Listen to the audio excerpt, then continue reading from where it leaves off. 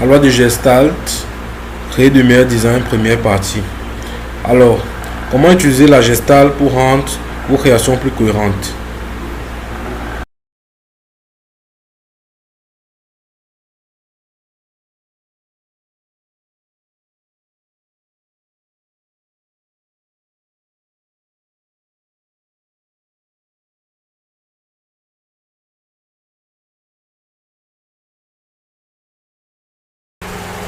Bonjour à tous, moi c'est Sylvain, je suis de CEO Hyphen Visual Art Design. Alors aujourd'hui nous allons voir comment utiliser la Gestalt pour rendre vos communications plus cohérentes. De plus en plus présent dans notre vie, le design a lui aussi tiré profit des différents principes de la théorie de la Gestalt.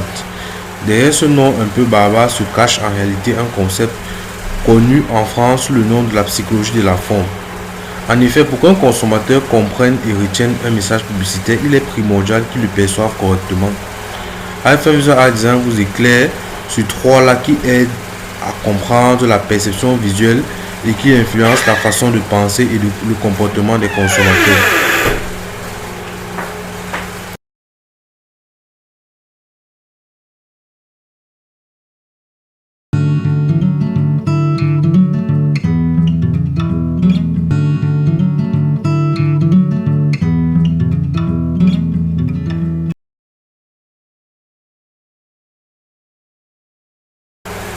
Le design au service de la Gestalt. Les principes de la Gestalt détaillent la façon dont notre esprit assemble et interprète chacun des éléments visuels. En effet, les publicitaires ont bien compris l'importance de la perception, l'utilisation des sens et de ses conséquences sur l'attention des clients. Finalement, un bon design, c'est une bonne part de psychologie. A tout de suite.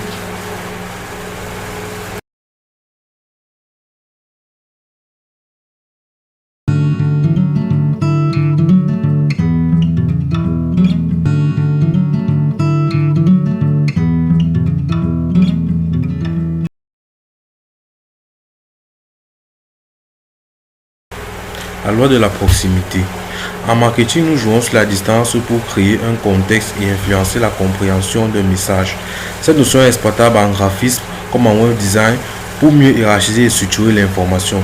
Par exemple, en ajoutant des espaces blancs pour créer du vide et dans les lignes, vous indiquez rapidement qu'il y a des thèmes différents dans vos colonnes. À titre d'exemple, prises séparément, chaque ligne du logo IBM ne signifie rien. Mais dans leur ensemble, elles forment des lettres I, B et M. C'est notre cerveau qui les reconstitue. Les formes ne doivent pas obligatoirement être régulières pour atteindre la proximité.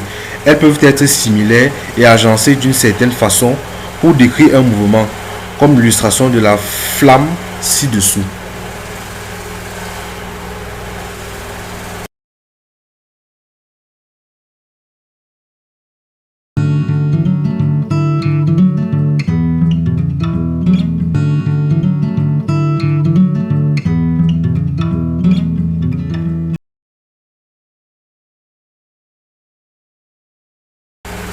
La loi de clôture. Il arrive que certains logos ne paraissent pas totalement finis. C'est le cas du célèbre panda du logo WWF.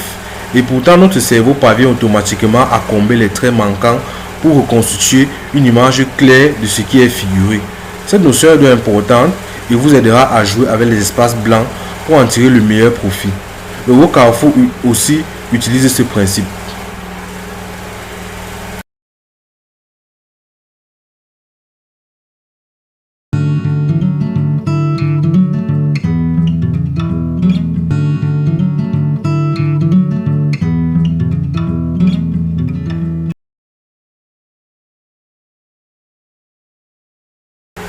La loi des similitudes. Inconsciemment, notre cerveau repère les éléments qui présentent une similarité pour les ranger ensemble. Cela peut passer par la forme, les couleurs ou même l'orientation d'un objet. En effet, les éléments semblables sont perçus comme appartenant à la même forme.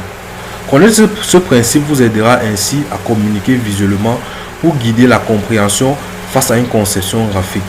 Sur le site crise.fr, nos projets en cours sont tous présentés de la même manière. Un visiteur doit intuitivement comprendre que chaque bloc a le même contenu. Il est également possible de briser le schéma de similarité pour attirer l'attention sur un élément qui se différencie. Finalement, on se rend compte que le principe de la gestalt est omniprésent sur Internet, dans les logos, les interfaces des applications ou encore dans la mise en page des sites web. On le côtoie tous les jours. En effet, depuis notre plus jeune âge, nous avons acquis des automatismes qui nous permettent de reconnaître facilement et rapidement les formes dans le brouhaha visuel que nous soumet quotidiennement notre environnement. Et vous, utilisez-vous les principes de la gestalt dans vos créations?